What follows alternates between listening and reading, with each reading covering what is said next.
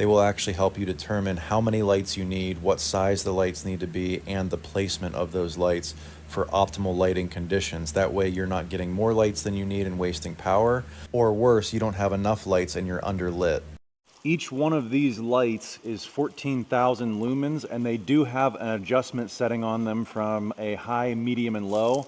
I've got them set right now to high. I probably won't ever go up there and adjust them to medium or low. I suppose I could if I wanted to conserve even more power, but with 14,000 lumens on each one of these lights, and if we go look at all 16 lights that we have out here, that puts us at roughly getting close to 250,000 lumens out here for this whole pole building, which is a serious amount of lighting that we've got going on. But there's not a dark spot anywhere in under this building.